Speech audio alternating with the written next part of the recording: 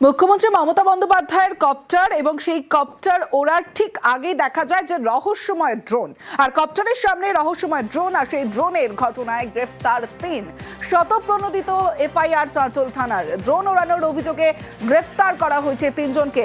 মালতীপুর থেকে কপ্টারে রওনার আগেই এই রহস্যময় ড্রোন দেখা যায়।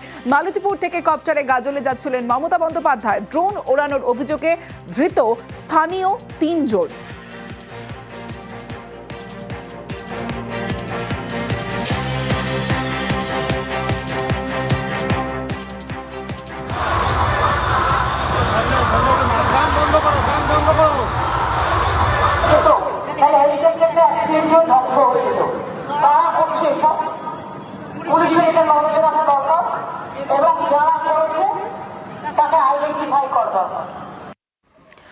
মুখ্যমন্ত্রীর কপ্টারের সামনে ড্রোন, ধৃত ৩ শতপ্রণোদিত এফআইআর চাঁচল থানার।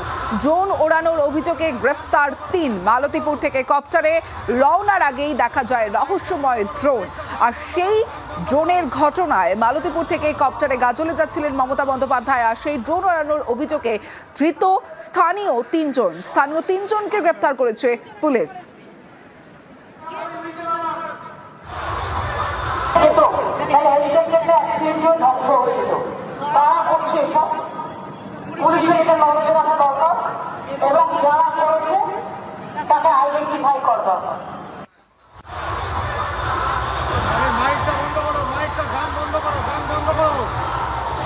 এইটা তো একটা বিরাট বড় সিকিউরিটি থ্রেট।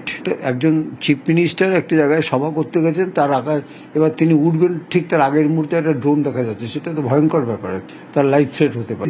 যারা কনসার্ন এই সিকিউরিটির ক্ষেত্রে, তাদের কিন্তু যথেষ্ট পরিমাণ সজাগ এবং সতর্ক হওয়াটা খুবই দরকার। সেটা কি চিন্তা ভাবনা করেছেন ওনারা জানি না, হঠাৎ করে আকাশে একটা ড্রোন কোত্থেকে এলো সেই ব্যাপার নিয়ে একটা তদন্ত হওয়া দরকার, এবং এটা তদন্ত করে বার করা দরকার যে কারা করেছে। টেক অফের মুহূর্তে হেলিকপ্টারের ইঞ্জিনে কিংবা ব্লেডে ড্রোন ধাক্কা দিলে বড়সড় দুর্ঘটনা হতে পারত, দাবি প্রাক্তন ফ্লাইট ইঞ্জিনিয়ার সুকান্ত রায়ের। যখন ভিভিআইপি ফ্লাইং করে তখন কিন্তু আমাদের সব থেকে বেশি সেফটি সিকিউরিটির দিকে আমাদের নজর থাকা মোস্ট প্রায়োরিটি। টেক অফ পাথে কোন রকম যদি অবস্ট্রাকশন হয়, এবং টেক অফ পাথটা হচ্ছে যে কোনো এভিয়েশন ফিল্ডের মোস্ট ইম্পর্টেন্ট পাথ, ওই অবস্ট্রাকশন টেক অফ পাথে আসলে যদি সেটা ইঞ্জিনের মধ্যে প্রবেশ করে যায়, বা ধরুন চপারের যে ব্লেড আছে সেই ব্লেডকে হঠাৎ করে হিট করে দেয়, তাহলে কিন্তু টেক অফ পাথেই একটা বড় ধরনের দুর্ঘটনা ঘটে যেতে পারে। এই অবস্থা ওই যে ড্রোন সামনে ছিল তার কি পারপাস ছিল, কি উদ্দেশ্য ছিল আমরা এখনো জানি না, কারণ এটা তদন্ত সাপেক্ষ। ড্রোনের জন্য কিন্তু স্পেশাল আপনার পারমিশন লাগতে হয়, যেমন ডিজিসিএ পারমিশন দেয়, পার্টিকুলার একটা ড্রোন রেজিস্ট্রেশন হয়, ফ্লাইট পারমিশন নিতে হয় যে এই সময় থেকে এই সময় আমি উড়বো, এই হাইট বা এই অল্টিটিউডে আমি উড়বো, অপারেটর লাইসেন্স রেজিস্টার করতে হয়। অ্যাভিয়েশন ফিল্ডে এইরকম ভাবে একটা আনম্যান্ড একটা ভেহিকল চলে এলো, সেটা কিন্তু খুবই সুখকর ব্যাপার নয়। এটা কিন্তু একটা সিকিউরিটি ল্যাপসি আমি বলবো, কারণ কোথা থেকে এটা আসবে তা কেন জানবে না, একটা তো প্রশাসনে জানা উচিত। মুখ্যমন্ত্রীর কপ্টারের পাশে ড্রোন, রহস্যময় ড্রোনের ঘটনায় গ্রেফতার করা হয়েছে ৩ জনকে ইতিমধ্যে। আর মুখ্যমন্ত্রীর হেলিকপ্টারের সামনে রহস্যময় ড্রোন কমিশনে অভিযোগ জানাচ্ছে তৃণমূল।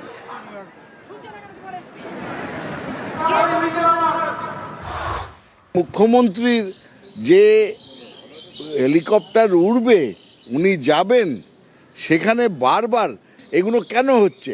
এর মধ্যে কি কোনো বিশেষ ষড়যন্ত্র আছে? একটা বড় ষড়যন্ত্র এর মধ্যে আছে। কমিশনকে জানাবেন?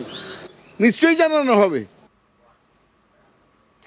নির্বাচনী প্রচারে জেলায় জেলায় মমতা বন্দ্যোপাধ্যায় মিছিল করেন। মালদার ইংরেজ বাজারের কলেজ মোড় থেকে যে মিছিল শুরু হয়, যে মিছিল শেষ হয় সুকান্ত মোড়ে গিয়ে মালদায় মমতা বন্দ্যোপাধ্যায়ের মিছিল।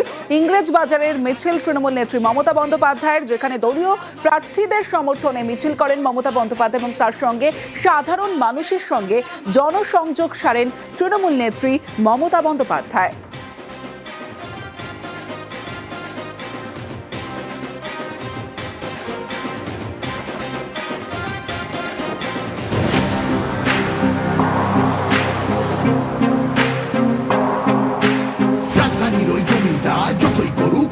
মমতা বন্দ্যোপাধ্যায়ের প্রথম মিছিল, নির্বাচনী প্রচারের প্রথম মিছিল ইংরেজ বাজারের কলেজ মোড় থেকে মিছিল শুরু করেন। প্রায় 3 কিলোমিটার মিছিল করেন মমতা বন্দ্যোপাধ্যায় এবং যে মিছিল শেষ হয় সুকান্ত মোড়ে, এবং সেখানে যেমন কর্মী সমর্থকরা ছিলেন, দলীয় প্রার্থীরা ছিলেন, তৃণমূল নেতৃত্বরা ছিলেন এবং মহিলাদের উপস্থিতি ছিল চোখে পড়ার মতো। এবং মমতা বন্দ্যোপাধ্যায়কে দেখার জন্য রাস্তার দুধারেও সাধারণ মানুষের ভিড় ছিল চোখে পড়ার মতো।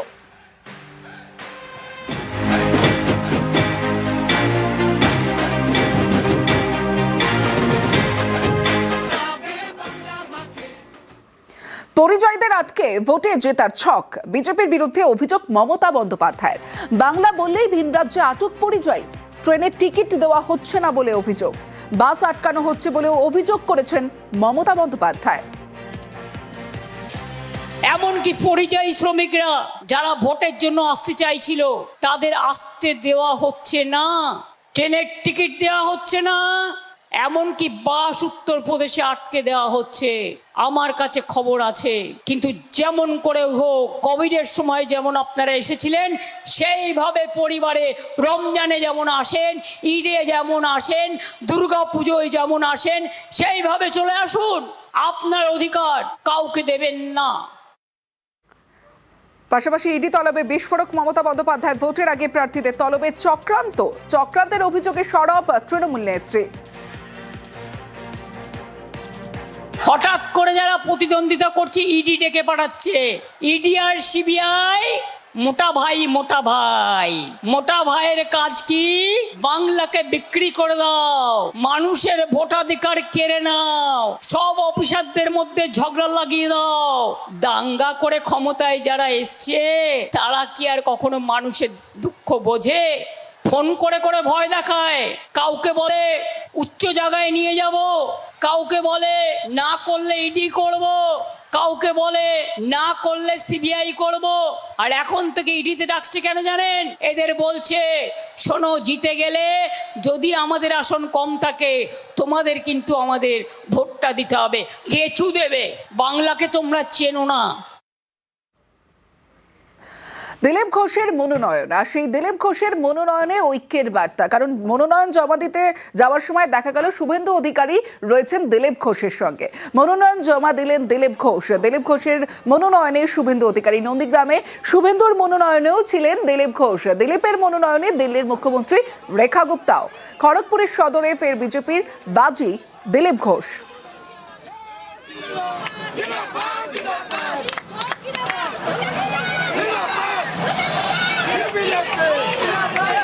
মনোনয়ন জমা দিলেন আজ দিলীপ ঘোষ, এবং দিলীপ ঘোষের ঐক্যের বার্তা। কারণ দিলীপ ঘোষের মনোনয়নে যেমন শুভেন্দু অধিকারী, আমরা দেখেছিলাম শুভেন্দু অধিকারী যদি নন্দীগ্রামে মনোনয়ন জমা দিতে গিয়েছিলেন সেদিন শুভেন্দু অধিকারীর সঙ্গেও ছিলেন দিলীপ ঘোষ।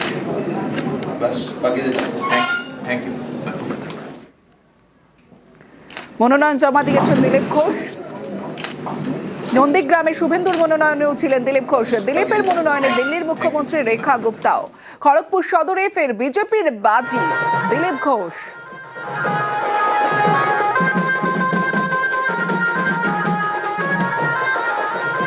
এবারের লড়াই পরিবর্তনের লড়াই।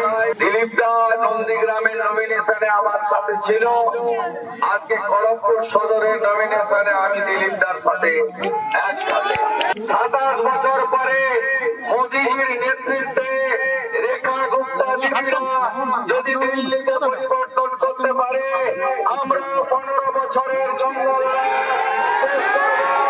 আমি শুধু দিলীপদার কাছে বলবো 23 তারিখে খড়গপুর থেকে 1.5 লাখ ভোটে আপনি জিতবেন। আমার জন্য আপনি থাকবেন, থাকতে হবে।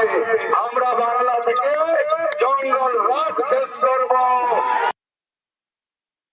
সারা ভারতবর্ষ দিল্লি হবে। দিল্লি তো একটা রাজ্য মাত্র, ওটা আমরা জিতিয়ে দেখিয়ে দিলাম যে কোনো ইলেকশন জিততে পারি। উড়িষ্যা, হরিয়ানা, মহারাষ্ট্র যদি জিততে পারি, পশ্চিমবাংলাও জিততে পারি, আর সেটা এবার লোকে দেখবে। পশ্চিমবাংলায় সার্বিকভাবে মানুষ পরিবর্তন চাইছে। মহিলা, পুরুষ, যুবা, আদিবাসী, বনবাসী, শিক্ষিত, অশিক্ষিত, বেকার, চাকরিজীবী সবাই চাইছে পরিবর্তন। তারই নমুনা আজকে আমাদের শোভাযাত্রায় দেখলেন আপনারা। 8 জন নমিনেশন দিলেন এখানে। সব জায়গায় একই পরিস্থিতি, পশ্চিমবাংলায় পরিবর্তনের ঢেউ। দোসরা এপ্রিল শুভেন্দু অধিকারীর মনোনয়ন আর সেই মনোনয়নের ঝামেলায় সাসপেন্ড করা হলো পুলিশ কর্তাকে। ডিসি সহ 4 পুলিশ অফিসার সাসপেন্ড কমিশনে। দোসরা এপ্রিল ভবানীপুরে শুভেন্দুর মনোনয়নে ঝামেলা। আমার সঙ্গে সোমরাজ রয়েছে। সোমরাজ, বড় সিদ্ধান্ত কমিশনের একদিকে, এবং আমরা দেখেছিলাম ভোট ঘোষণার পর তো প্রিয়ঙ্করকে নিয়োগ করেছিল কমিশন, আলিপুর থানার ওসি, তাকেও সাসপেন্ড করা হলো। একদমই, দেখো, নির্বাচন কমিশনের দ্বারা নিয়োগ হওয়া কোনো অফিসারকেই প্রথম নির্বাচন কমিশনই সাসপেন্ড করলো। গত রবিবার আলিপুর থানার ওসি হিসেবে প্রিয়ঙ্কার চক্রবর্তীকে নিয়োগ করেছিল নির্বাচন কমিশন, আর তার 6-7 দিনের মাথাতেই ভবানীপুর বিধানসভার নমিনেশনকে কেন্দ্র করে, অর্থাৎ গত 2রা এপ্রিল ভবানীপুর বিধানসভার যে মনোনয়ন জমা দেওয়া হয়েছিল বিজেপি প্রার্থী শুভেন্দু অধিকারীর তরফে, সেখানে দেখা গিয়েছিল সার্ভে বিল্ডিং এর সামনে স্লোগানিং, পাল্টা স্লোগানিং হয়েছিল, উত্তেজনার পরিস্থিতি তৈরি হয়েছিল। তাকে কেন্দ্র করে আলিপুর থানার ওসির ভূমিকা নিয়ে ক্ষোভ প্রকাশ করলেন নির্বাচন কমিশন, এবং আলিপুর থানার ওসি যাকে নিয়োগ করেছিল নির্বাচন কমিশনে গত রবিবার, তাকে সাসপেন্ড করলো নির্বাচন কমিশন এবং তার বিরুদ্ধে বিভাগীয় তদন্ত শুরু করা হলো। পাশাপাশি কলকাতা পুলিশের সাউথ ডিভিশনের DC2 সিদ্ধার্থ দত্ত, এছাড়াও আলিপুর থানার অ্যাডিশনাল ওসি এবং একজন সার্জেন্টকেও সাসপেন্ড করা হয়েছে এবং তাদের বিরুদ্ধে বিভাগীয় তদন্ত শুরু করার কথা বলা হয়েছে নির্বাচন কমিশনের তরফে।